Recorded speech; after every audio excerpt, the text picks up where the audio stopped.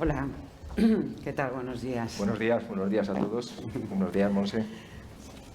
Oye, Domingo, ha salido ya, ¿no? Solamente pespunteado, ¿no? Al principio. Estamos viviendo una época de absoluta revolución tecnológica que cambia no solamente nuestra manera de relacionarnos, también nuestra manera de pensar, desde luego la manera en la que creamos, en la que producimos, en la que creamos valor, pero todo eso en un entorno de altísima incertidumbre geopolítica, por un lado, pero también social, también empresarial.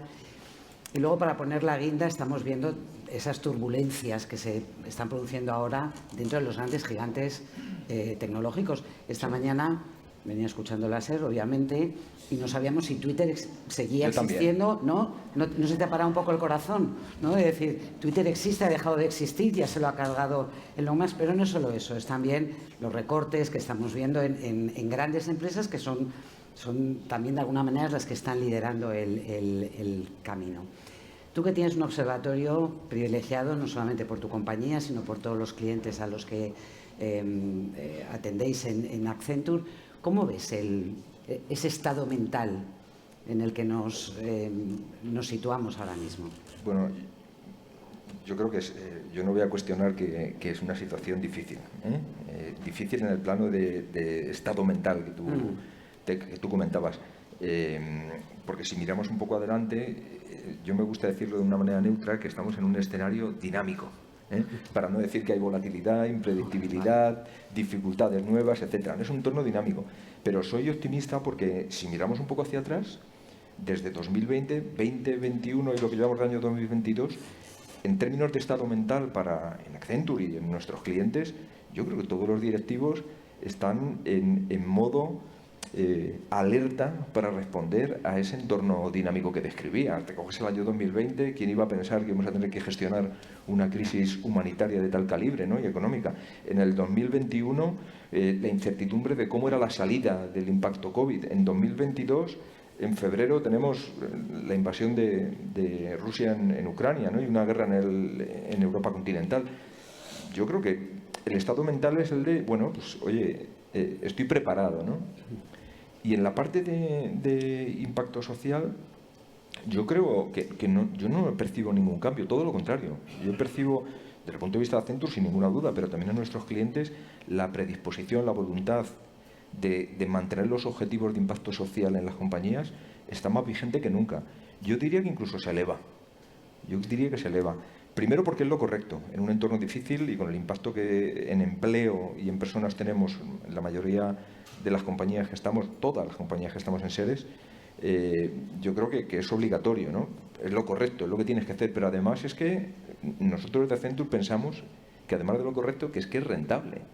O sea, aquellas compañías que abrazan de verdad el objetivo de compromiso social, de impacto social allí donde operan, según nuestros estudios, tienen 2,5 veces más probabilidades de ser las que están en el cuadrante de crecimiento rentable, aquellas que son mejores, las que tienen mejor rendimiento en plano financiero en el medio y en el corto plazo.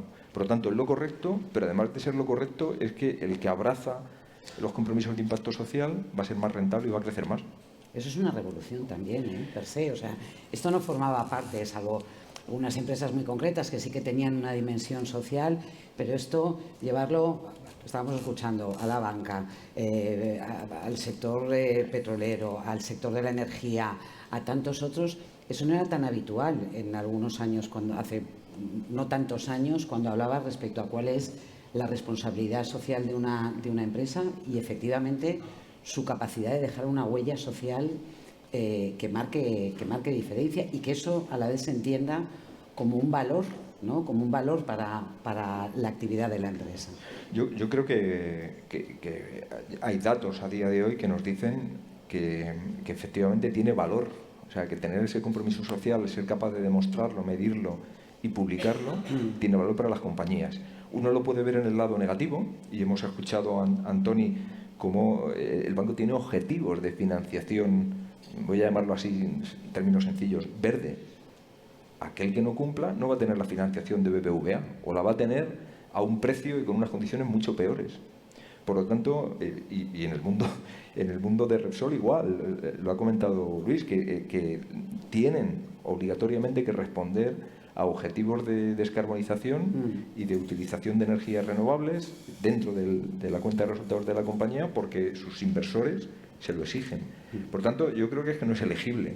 O sea, es algo que la mayoría de las empresas, todas las de Seres, lo hacemos con la voluntad y con el convencimiento, pero aquel que no esté convencido se va a convencer por la vía de los hechos y porque la presión del entorno económico que evoluciona, aunque todavía no es una revolución, va a poner a las compañías ante la necesidad de responder, insisto, con hechos, de manera medible, a la sociedad respecto de cuáles son sus objetivos. En lo social también. ¿Y cómo estamos, Domingo, aquí en España en términos de fortalezas y de carencias para afrontar, sobre todo la digitalización, ¿no? Porque ahí todavía vamos, no sé si tenemos la sensación de que hay un gap o varios que no nos permiten situarnos a la cabeza de esta otra gran transformación. Bueno, no estamos mal, hay algunos datos que lo soportan. El índice de digitalización básica en España es del 64% y el objetivo para la década digital que ha definido Europa es del 80%, o sea, tampoco estamos tan lejos. Pero es verdad que España tiene sus retos particulares. El de talento yo creo que es común, pero daré algunas pinceladas en España. Pero yo creo que hay otros dos que son más específicos de nuestro país. Uno muy específico es pymes. En el tejido económico español, a diferencia de otros países en Europa, es clave. 90 y muchos, cada día más alto número de pymes, el 90 y tanto % de nuestra economía son pymes, y por tanto ahí tenemos un reto muy especial. Y el otro reto que tenemos nosotros son 3 brechas que son bastante específicas de España. La brecha de género, bueno, esa quizá es más común, pero hay cifras que nos dicen que en España estamos peor. De todo lo que podríamos llamar empleables tecnológicos, aquellos que a día de hoy realizan tareas en una empresa alrededor de la tecnología o que están terminando sus estudios para hacerlo, de todo ese colectivo solo el 19% son mujeres. Esta es una cifra mucho más baja que otros países europeos. Se supone una pérdida de oportunidad impresionante. Por lo tanto, en el tema incluso de talento y en la parte de brecha de género, España tiene una tarea especial. El segundo que te decía era pymes. El nivel de digitalización básico de nuestras pymes es bueno, o sea, hay muchas pymes que han llegado a ese nivel, pero hay una brecha entre lo que una pyme es capaz de hacer en el entorno digital, en economía digital, y lo que las grandes empresas somos capaces de hacer. Y yo creo que ese es un reto muy específico de España y que la manera de romper esa brecha es utilizar las grandes compañías como tractoras de la cadena de valor que arrastra muchísimas pymes, y tenemos ejemplos buenísimos en España, como puede ser Navantia o como pueden ser las plantas de Airbus, que tiran de miles de pymes. Y por lo tanto, ese labor tractor yo creo que es una oportunidad, pero tiene que haber también una colaboración público-privada mucho mayor. Eso te quería preguntar, porque el sector público es fundamental, no solamente lo es para el empleo, pero también, quiero decir, los países avanzan cuando hay una apuesta también pública para avanzar hacia esa digitalización y hacia esa transformación. Eso no es una parte, lógicamente, del sector privado, del tejido empresarial, pero claramente desde los sectores públicos de la administración se tiene que Sí, la administración pública tiene, en mi opinión, y basado en nuestra experiencia, tiene dos grandísimas, yo lo voy a poner en positivo, grandísimas oportunidades. La primera tiene que ver en términos de educación. Sí. Nosotros nos sentimos muy orgullosos. Tenemos 2.300 personas trabajando en tecnología que vienen de formación profesional, dual o tradicional, pero eso nos ha costado llegar a 130 acuerdos con 130 entidades, institutos de formación profesional, con múltiples consejerías de educación y empleo, con SEPES. O sea, conseguir ese volumen y traccionar de la formación profesional ha sido un esfuerzo muy, muy importante, muy relevante para una compañía como nosotros. Imagina si eso se multiplica de manera natural, esa colaboración público-privada se amplifica, porque hay un marco que hace que vuele de una manera sencilla. Yo creo que el impacto es muchísimo. Y el segundo es que es difícil que el sector privado se desarrolle y evolucione en la economía digital con una administración que no lo hace en lo que son sus propios procesos de servicio al ciudadano, ¿no? Al ciudadano entendido también a las empresas, ¿no? O sea, y a día de hoy yo creo que el diagnóstico es claro. El nivel de digitalización del sector público es relevante, pero muy inferior al del sector privado. Por lo tanto, son dos grandes oportunidades: educación y cerrar la brecha de digitalización entre público y privado. Para eso colaboración, que tiene que ver con el tema de pymes. Hay fondos, además, ¿no? Desde luego que hay fondos. No es una cuestión que van a empujar. Sí, es una oportunidad única en nuestra historia, pero la utilización efectiva, rápida y con intensidad de los fondos para fomentar, cerrar esa brecha y la colaboración público-privada es fundamental. Los fondos no se pueden ejecutar de una manera efectiva para crear impacto social en empleo decente, como dice el objetivo 8 de ODS, sin el sector privado. No hay manera de ejecutarlo, es materialmente imposible, ¿no?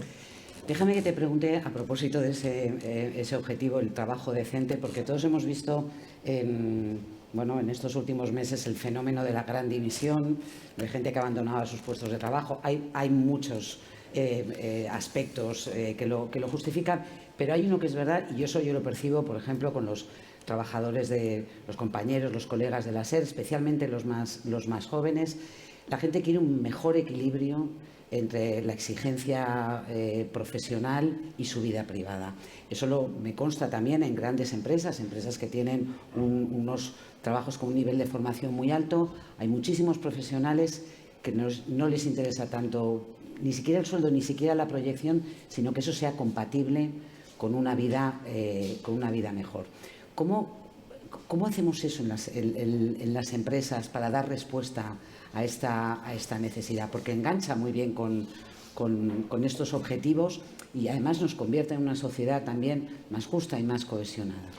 Bueno, yo creo que hay una parte que es, me preguntabas al principio del tema de mentalidad, ¿no? Yo creo que hay algo estructural que tiene que cambiar, y es cuando la compañía empieza a considerar la persona, no solo el empleado, ¿no? O sea, en el paradigma antiguo de gestión de personas en las compañías, lo que valía es la compañía, y se presuponía que dar una oportunidad de trabajo y de desarrollo profesional y de carrera dentro de la compañía, en lo que se refiere a lo profesional, era lo fundamental y lo único, casi. Ahora no. Hay que tener un cambio de mentalidad y asumir que tienes personas que tienen intereses, y en la medida en que la compañía, para cumplir con su propósito, considere cuáles son esos intereses y los incorpore a su ideario, al modo en el que trabaja, yo creo que conseguiremos tener profesionales mucho más felices, y lo voy a decir otra vez claramente, mucho más rentables. Por tanto, yo creo que lo que hay que hacer es ese cambio a entender que hay personas. ¿Cómo hacerlo? Que yo creo que la idea está muy bien, pero ¿cómo hacerlo? Nosotros tenemos algunos pilares muy sencillos. El primero es el de flexibilidad responsable, que tiene que ver con cómo adaptas tu vida personal al trabajo y el modelo de trabajo. Ahora hay mucha discusión y todavía estamos en proceso de definición de consolidar cuál es ese modelo, ¿no? Pero bueno, hay que experimentarlo con confianza. Flexibilidad responsable. Dejas que cada empleado, sabiendo cuáles son sus objetivos y cuáles son el propósito de la compañía y los compromisos de servicio a sus clientes, ¿cómo ejecutarlos? ¿Cuánto tiempo dedica? ¿Con qué distribución dentro del día o de la semana? ¿Qué parte hace en la compañía, trabajando con otras personas de su equipo, y qué parte puede hacer en casa? Yo creo que esa es una. Y luego atajar ciertas brechas. La brecha de género, fundamental, ya he hablado de ella, ¿no? Y del problema que tenemos en las compañías de tecnología al respecto, ¿no? Pero la otra brecha es la generacional. Bueno, yo creo que hay maneras de hacerlo. O sea, ¿por qué los directivos pensamos que hemos evolucionado, hemos aprendido una cosa tras otra, año tras año, y aquellos que trabajan para nosotros no son capaces de reentrenarse y ser muy rentables para la compañía? Yo creo que la brecha de género pasa, el cierre de la brecha de generación pasa por reentrenamiento, formación y asumir que todos somos válidos, ¿no?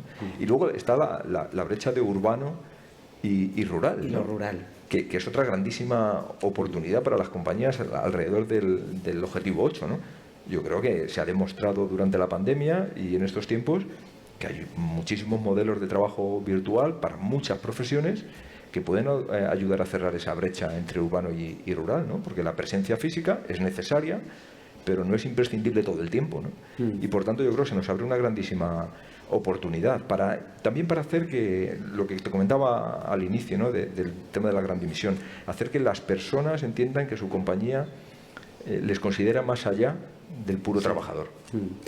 Y eso en el norte de España lo estamos viendo en pueblos pequeños, como de repente están reviviendo gracias a esas personas que son capaces de conectarse a su empresa, y eso da una percepción de que hay unas oportunidades en este país que tenemos todavía por explorar y que necesita ese cambio de actitud para entender lo que es maravilloso. Oye, cuéntame, me gustaría escuchar algún ejemplo concreto, Domingo, de las empresas, de vuestros clientes, las empresas con las que vosotros colaboráis o de la propia Accenture, en el que esa importancia de los criterios ESG se materialicen, porque a veces hay un punto de abstracción que decir, sabiendo todos cuáles son las líneas generales, pero luego resulta difícil entender cómo se aterrizan.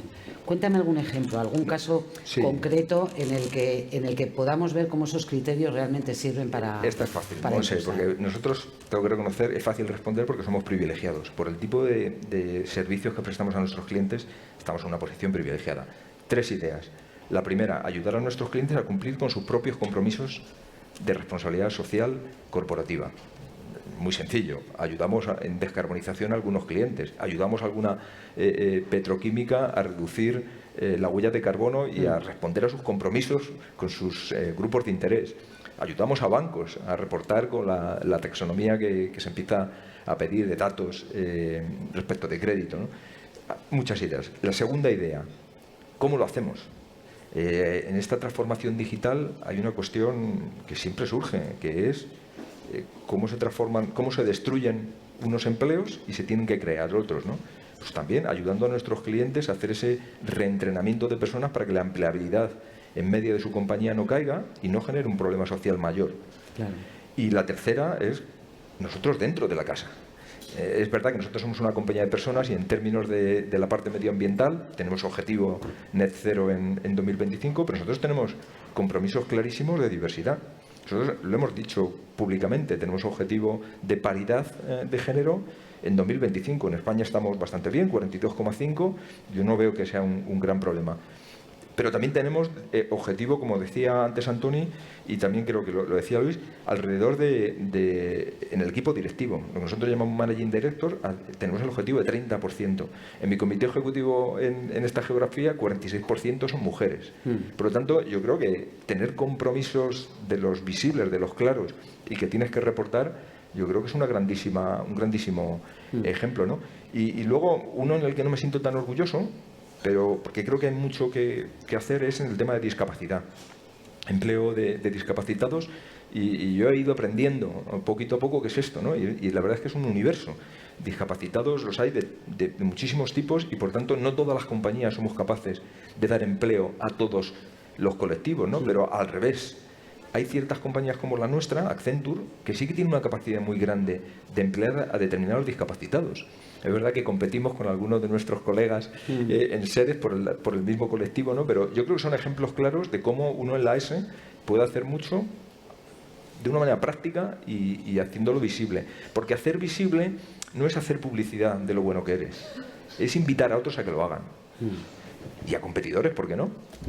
Y esa transformación, el que las mujeres se incorporen plenamente, el que la maternidad o los cuidados, que son las tareas que han recaído con mayor peso entre nosotras, no interrumpan su vida profesional, esa es la gran riqueza de las empresas, que son capaces de entenderlo, de asumirlo y de incorporarlo, porque cambia incluso en la forma en la que las empresas interactúan, se relacionan, se ejerce el liderazgo y se ejerce el poder. Tienes toda la razón, pero fíjate que yo vuelvo a la idea de que, primero, que es lo correcto, pero lo segundo es que es rentable hacerlo. Haces una mejor compañía que compite mejor en el mercado si cumples con esa conciliación. ¿Por qué? Porque no hacerlo es renunciar a innovación y a creatividad. Si tú estandarizas el perfil de personas que trabajan en tu compañía, estos dos temas van a sufrir. Van a sufrir, la innovación va a sufrir y la capacidad de crear cosas nuevas va a sufrir. Por tanto, hay que hacerlo porque es lo correcto, pero hay que hacerlo porque es bueno para la compañía. Domingo, quiero acabar con la pregunta del millón, porque sé que está dentro de vuestro propósito la tecnología, pero por otra parte, como el ingenio humano, como la capacidad humana interacciona y no se convierte en un riesgo para otro. Pero es verdad que hay una inquietud generalizada respecto a que la inteligencia artificial y todo lo que ella nos trae acabe con la inteligencia, con la creatividad, con la capacidad que tenemos los humanos de organizar el mundo. ¿Cómo rimamos? ¿Cómo hacemos rimar? ¿Son compatibles? ¿Eso va a acabar con esa clase media, ¿no? Que es uno de los miedos también, de las incertidumbres latentes, es que no vamos a ser necesarios? ¿O no? ¿O es posible realmente bailar juntos? Yo creo, nuestro propósito que es público, que es cumplir con la promesa de la tecnología y el ingenio humano, ya lo dice que piensa Accenture al respecto. Yo creo que, sin ninguna duda, sin talento, sin ingenio humano, la tecnología no sirve para nada. Para nada, absolutamente para nada. Pero es verdad que su aplicación sí que nos exige estar muy vigilantes en términos de respetar el compromiso social. Has tocado el tema de datos y la inteligencia artificial. Hacer un uso responsable, sin sesgos, yo creo que es clarísimamente un objetivo de las compañías. Y ético. Sí, y con un compromiso ético también, ¿no? Desde luego, pero responder a los compromisos éticos supone que la aplicación es transparente y que no tiene sesgos. Yo creo que las compañías estamos trabajando en ello y tenemos compromisos claros que cumplimos. Y yo creo que va a haber muchísima regulación al respecto, especialmente en Europa, respecto de cómo se utiliza la inteligencia artificial para asegurar que responde a la visión de Europa que todos los países queremos, ¿no? Y sobre todo a esos principios éticos que son irrenunciables. Nosotros somos una compañía de tecnología con más de 720.000 personas. Es la demostración de que la tecnología sin ingenio humano no sirve para nada. Y ahí Europa tiene una capacidad también de liderazgo. Absolutamente. Y una oportunidad brutal en términos de la gran dimisión y de generar empleo decente. El objetivo 8, el 9 y el 10 de los ODS. Tenemos un déficit a día de hoy de 200.000 personas alrededor de la tecnología, en todas las escalas y en todas las materias, ¿no? Por lo tanto, una grandísima oportunidad para Europa en este sentido. Pues a ver si somos capaces de aprovecharlo, ¿no? Y de Seguro hacerlo que además sí. con todo el impulso que es necesario. Seguro que sí. Domingo, muchísimas gracias. Gracias a ti, Monse. Muchas gracias. Muchísimas gracias. Gracias.